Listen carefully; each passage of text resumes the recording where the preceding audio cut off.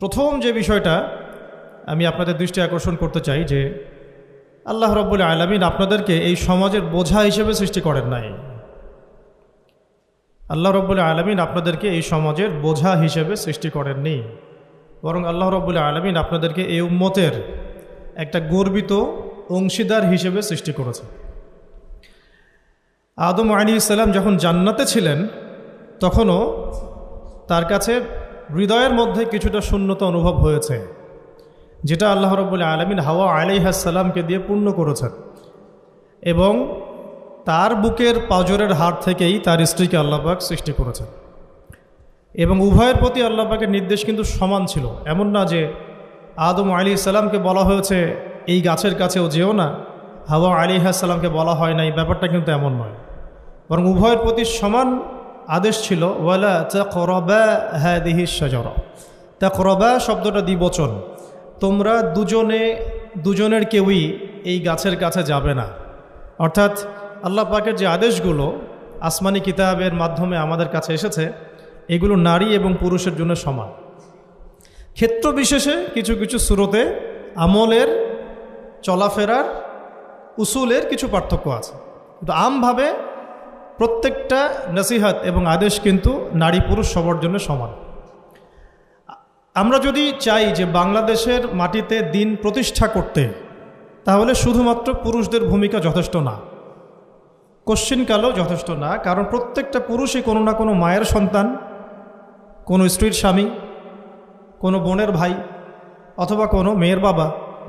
তাহলে যদি শুধু পুরুষবাচক শব্দে আমরা সমাজ সংস্কার করতে যাই, আমরা ব্যর্থ হব। দুঃখের সাথে বলতে হচ্ছে এটা, কিছু কিছু ক্ষেত্রে আমাদের আত্মসমালোচনার দরকার আছে। আমরা পুরুষদের মধ্যে যে পরিমাণ মেহনত করেছি, করছি এবং করার পরিকল্পনা করছি, তার 50% আমরা মেয়েদেরকে নিয়ে ফিকির করছি না।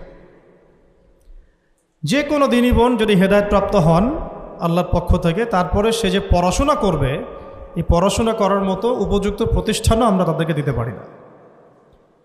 নিরাপত্তা, পর্দা এবং সহজলভ্যতা, যে সহজেই সে জ্ঞান শিখবে নিরাপত্তার সাথে, পর্দার সাথে, বাসার কাছাকাছি মাহরামদেরকে সাথে নিয়ে, এমন পরিবেশ কিন্তু হাজারে একটা মেয়েও পাচ্ছে বলে আমার মনে হয়। তো এই অবস্থা চলতে থাকলে আমরা ইসমাইল আলাইহিস সালামদেরকে জন্ম দিতে পারবো না। যদি প্রত্যেকটা পরিবারের কর্তা ইব্রাহিম না হন এবং মায়েরা হাজরা আলাইহিস সালাম এবং সারা আলাইহিস সালামের মতো না হন, তাহলে তো ইসমাইলি প্রজন্ম আমরা জন্ম দিতে পারবো না। সেক্ষেত্রে আমরা আল্লাহ পাকের জমিনে দিন প্রতিষ্ঠাও করতে পারবো না। এখানে অনেক প্রান্তিকতা আমাদের মধ্যে আছে, আবার অনেক ছাড় না দেওয়ার মানসিকতা আমাদের মধ্যে আছে। পরিপূর্ণ ইসলাম পালন করতে হবে এবং আল্লাহ পাকের জমিনে তার দিনটাকে প্রতিষ্ঠার চেষ্টা করতে হবে। এছাড়া তো আমাদের কোনো কাজ নাই পৃথিবীতে আমাদের কাজটা কি? আসলে এই পৃথিবীতে আমাদের কাজটা কি? এক নাম্বার হচ্ছে আল্লাহ পাককে চিনতে শেখা, আল্লাহ পাকের সামনে আত্মসমর্পণ করা, তার নবীর সুন্নতগুলো মেনে চলা, হালাল খাওয়া, একটা আদর্শ পরিবার গঠন করা, সন্তানদেরকে মানুষ করা, দিনের দাওয়াতের কাজ করা এবং দিনটাকে আল্লাহর জমিনে প্রতিষ্ঠার চেষ্টা করা। এছাড়া কি আমাদের কোনো কাজ আছে পৃথিবীতে? বাকি যে কাজগুলো সেগুলো আনুষঙ্গিক এবং সেগুলো ইবাদত হিসেবে গণ্য হবে যদি আল্লাহর জন্য হয় এবং রাসূলের তরিকায় হয়। যেমন কেউ যদি ঘুমায়, ঘুমানোর কাজটাও তো ইবাদত, যদি সেটা রাসূলের তরিকা মোতাবেক হয়। সিম্পল। খাওয়া দাওয়া করা, আমরা আমাদের চাহিদায় খাই, কিন্তু এটাও ইবাদত হিসেবে গণ্য হবে যদি খাওয়ার সুন্নাতটা আমরা ঠিকমতো আদায় করতে পারি। তাহলে প্রতিটা কাজই সুন্নাত এবং ইবাদত হবে যদি আমরা সেটার তরিকা ঠিক রাখি। মূল কাজগুলো কি? মূল কাজগুলো হচ্ছে যে, আবার বলতেছি, মূল কাজগুলো হচ্ছে, এক, এই পৃথিবীতে আল্লাহকে চেনা, আল্লাহকে চিনতে শেখা। দুই, আল্লাহ রাব্বুল আলামিনের সামনে শর্তহীন আত্মসমর্পণ, শর্ত সাপেক্ষে না, একদম নিঃশর্ত আত্মসমর্পণ। তিন, আল্লাহ পাকের সমস্ত হুকুম আহকামগুলো মেনে চলা। চার, রাসূলুল্লাহ সাল্লাল্লাহু আলাইহি ওয়াসাল্লামের আদর্শ প্রত্যেকটা কাজে বাস্তবায়ন করা, সুন্নতের উপর থাকা। পাঁচ, হালাল খাওয়া। ছয়, আদর্শ পরিবার গড়ে তোলা। সাত, সন্তান প্রতিপালন। আট, সৎ কাজে আদেশ। নয়, অসৎ কাজে নিষেধ। 10, আল্লাহ পাকের এই জমিনের মধ্যে দিনটাকে প্রতিষ্ঠার চেষ্টা করা, যার যা সামর্থ্য আছে তাই দিয়ে। কেউ জান দিয়ে করবে, কেউ মাল দিয়ে করবে, কেউ কথা দিয়ে করবে, কেউ লিখনি দিয়ে করবে, কেউ প্রয়োজনে আল্লাহর পথে জিহাদ করবে, কেউ প্রয়োজনে শহীদ হবে। যার যেটা স্রোত সে সেভাবে করবে। এছাড়া কি দুনিয়াতে আমাদের কোনো কাজ আছে?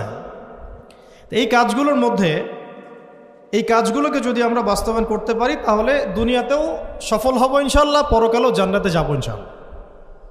এই তো এই কাজগুলো যদি আমরা বাস্তবায়ন করতে পারি দুনিয়াতেও সফল হব ইনশাআল্লাহ এবং পরকালেও জান্নাতে যাব ইনশাআল্লাহ। এক্ষেত্রে এই গন্তব্য হাসিল করার জন্যে যে কাজটা সবার আগে দরকার, এতক্ষণ যেগুলো বললাম, এই গন্তব্যটা হাসিল করার জন্য সবার আগে যে কাজটা দরকার সেটা হচ্ছে শরিয়াতের একটা ন্যূনতম জ্ঞান অর্জন করা। শরিয়াতের ন্যূনতম একটা জ্ঞান অর্জন করা। শরিয়াতের ন্যূনতম জ্ঞান বলতে আমি কি মিন করছি, কি বোঝাচ্ছি? আমি বোঝাচ্ছি কমপক্ষে আপনাকে বিশুদ্ধ করে কোরআন তেলাওয়াত করা শিখতে হবে, 1 নাম্বার। এর সাথে আপনাকে আরবি ভাষা কিছুটা হলেও শিখতে হবে যাতে আপনি কোরআনটা বুঝতে পারেন।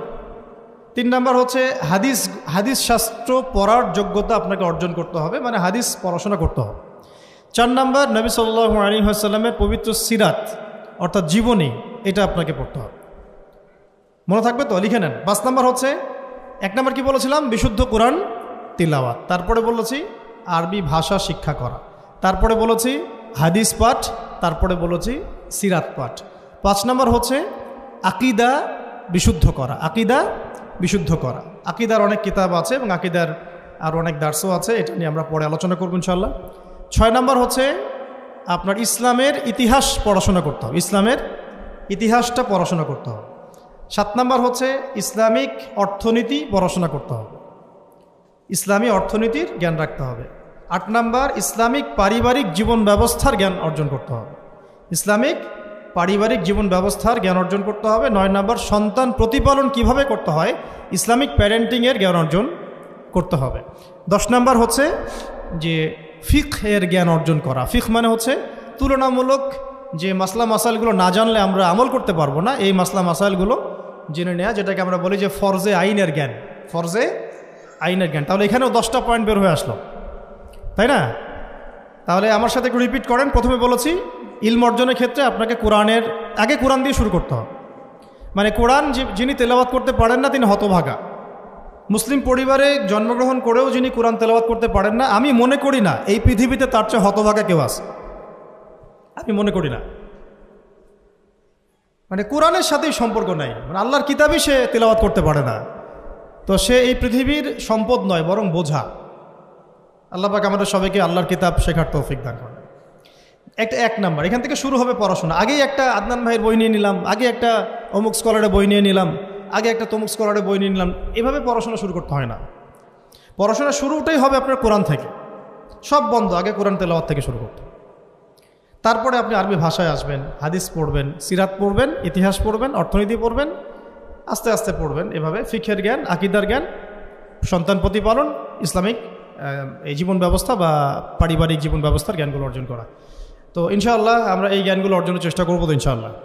এখন কঠিন প্রশ্ন হচ্ছে, এখন আমি তো বললাম একটা তাত্ত্বিক কথা বললাম, এখন আপনিও জানেন আমিও জানি এইটা আপনি এখন কিভাবে করবেন, সম্ভব কিনা আপনার পক্ষে? কারণ এখানে অনেকেই, বেশিরভাগই হয়তো বা জেনারেল ব্যাকগ্রাউন্ডের মানুষ, যারা অনার্সে পড়েছেন, মাস্টার্স পড়েছেন বা এখন ফ্যামিলি লাইফে আছেন, কেউ কখনোই মাদ্রাসার দুয়ারেও যেতে পারেন না। তাই এখন যদি আপনি এগুলো শুরু করতে চান তাহলে আপনার সামনে অপশন কী আসলে? আপনি কি আবার শুরু থেকে মাদ্রাসায় ভর্তি হতে পারবেন? উত্তর হচ্ছে না। তাহলে সেকেন্ড অপশন হচ্ছে মাদ্রাসা ভিত্তিক যদি শর্ট কোর্স চালু করা হয়, সেই শর্ট কোর্সগুলো আপনাকে করতে হবে, এছাড়া তো কোনো অপশন নাই। 3 নাম্বার আরও প্রশ্ন আসবে, এটা কি আপনি অফলাইনে সব জায়গায় মুভ করে করতে পারবেন? উত্তর হচ্ছে না। যদি আপনার অফলাইনে আপনার সামনে কোনো সুযোগ থাকে তাহলে তো ভালো, যে আপনার বাসার পাশে একটা মাদ্রাসা আছে বা আপনার এলাকাতে একটা সুন্দর মাদ্রাসা আছে, এটা থাকলে তো আলহামদুলিল্লাহ এবং ভালো, আমরা চাই সেটাই হোক। কিন্তু সবার ক্ষেত্রে এটা পসিবল হয়ে ওঠে না। এই কারণে অনলাইনের কোর্সগুলোর দিকেও একটু ফোকাস করতে পারেন, যাতে ঘরে বসে পর্দার সাথে আপনি কোর্সগুলো করতে পারেন। 4 নাম্বার পয়েন্ট হচ্ছে, এই কোর্সগুলো করলেই আবার সব শেখা যায় না, কারণ অনলাইনের কোর্সগুলো তো আপেক্ষিক, এগুলো সব সামনাসামনি বসে তো পড়ানো হয় না, এই কারণে ইফেক্টটা আসে না। এই যে সামনে বসে লেকচার দিচ্ছে, এটার যে ইম্প্যাক্ট, এটা অনলাইন লেকচার